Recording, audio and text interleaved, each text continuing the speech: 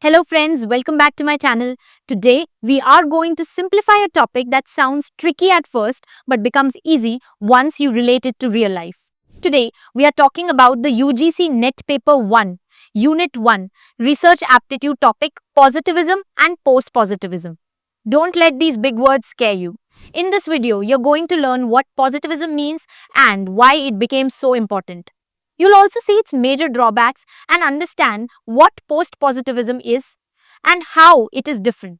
We'll go through the key features of both, a simple trick to remember them, and finally, we'll solve some previous year questions to make sure you're fully prepared. So, let's dive in. Friends, if you are looking for more PYQs on this topic, you can refer to the Unit End questions in my UGC NET Paper 1 book that provides you with 6500 plus solved unit-wise questions with detailed solutions and hints.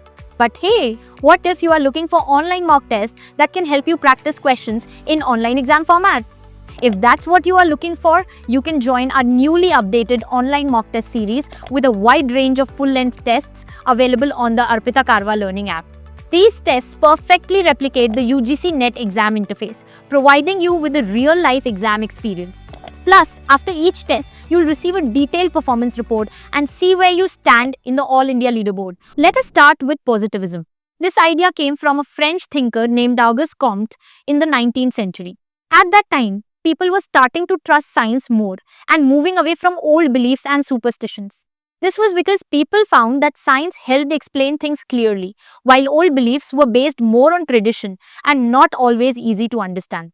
Comte believed that the best way to understand the world is through science and facts. He said we should look at what we can see, touch, and measure. Think of a scientist in a lab doing experiments. That is the perfect image of a positivist. A positivist believes that there is one reality that exists, whether we believe in it or not.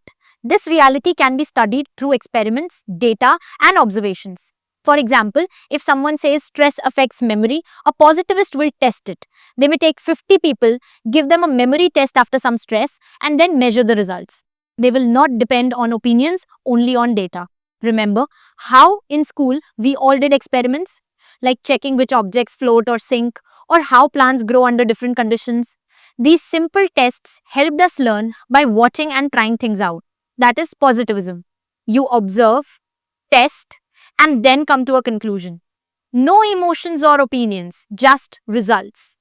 So friends, remember, positivism is about science, facts, and objectivity. Oh, and by the way, who doesn't love free stuff?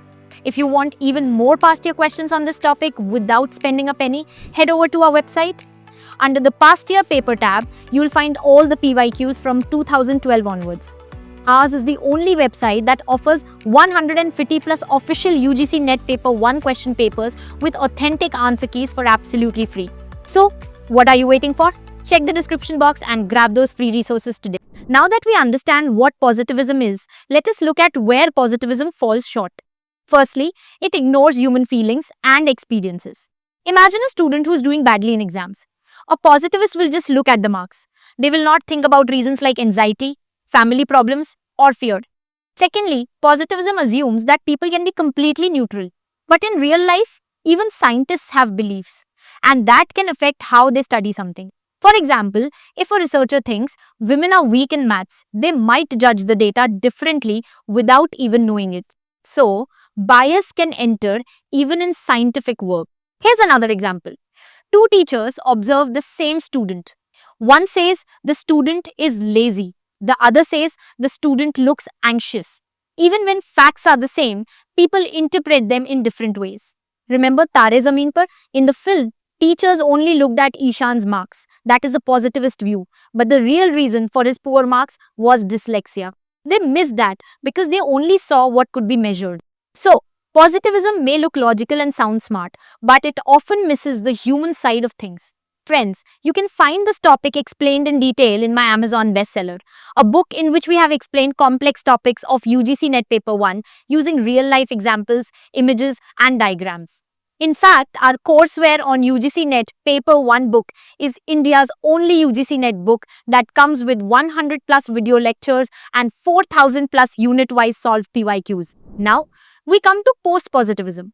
Over time, people began to question positivism. Thinkers like Karl Popper, Thomas Kuhn, And Imre Lakatos said that science is useful, but it is not perfect. They pointed out that we all see the world differently based on our culture and background. For example, imagine two researchers studying family life. One comes from a joint family in India where living with parents and relatives is normal. The other comes from a Western country where living independently is more common. Their ideas of what a happy or successful family looks like will be different because of their background. That's how post-positivism came into the picture. Post-positivism agrees that we should use science. It is valuable. But it also says that truth is never absolute and our understanding is never perfect. We all carry some bias, even when we try to be fair. So, while positivism looks for one truth, post-positivism says there may be many ways to look at the truth. It also says that we should not depend on just one method. We should collect data, but also talk to people, listen to stories, and try to see the full picture. Let us take an example. Suppose you are doing research on student anxiety. A positivist will simply use a survey to collect data and numbers. But a post-positivist will also talk to students, understand their family situation, social media pressure, and other factors. In real life, think of a teacher who understands that a student's low marks may be due to family stress. That teacher is using a post-positivist approach. So, the big difference is that positivism believes in finding one clear truth, while post-positivism accepts that truth is complex and sometimes unclear. It is layered and evolving. Let us now look at the main features of post-positivism. Firstly, it uses both numbers and lived experiences. Positivism only trusts data, but post-positivism mixes numbers with real-life experiences. For example, if you want to study how students prepare for UGC NET, you can collect survey data from 100 students. But you can also talk to 10 of them to hear their personal stories. That is post-positivist thinking. Secondly, it focuses on real-life situations. A positivist may ask what causes anxiety, but a post-positivist will ask how do Indian parents' expectations affect anxiety in students. The question becomes more useful and specific. Thirdly, post-positivist researchers keep checking themselves. They ask, am I being biased? Am I ignoring something important? This makes the research fairer and more honest. For more such informative videos wherein we explain most important topics of UGC NET paper, 1 inch less than 15 minutes, hit that subscribe button and tap the bell icon. And don't forget to check out our playlist section where we've organized unit-wise playlists for UGC NET paper 1. This way, you can find all the video lectures for each unit together, making your preparation so much easier. Here's an easy way to remember the difference between positivism and post-positivism. Imagine two teachers. Mr. Positive is very strict. He only looks at your marks and tests. He never asks what's going on in your life. Mr. Posty, on the other hand, listens to you. He cares about your background and your struggles. He mixes logic with emotion. Now think, who would you want as your guide while preparing for UGC NET? Most of us would say Mr. Posty. That's the difference. Mr. Positive follows positivism, Mr. Posty follows post-positivism. Now, let us quickly go over the main differences between positivism and post-positivism. Take a look at this table that highlights all the key differences between them. Firstly, their view of reality is different. Positivism believes that reality is fixed, objective, and exists outside of us. Post-positivism also believes that reality is real, but it is more complex and shaped by how humans understand it. Next, we look at the methods they use.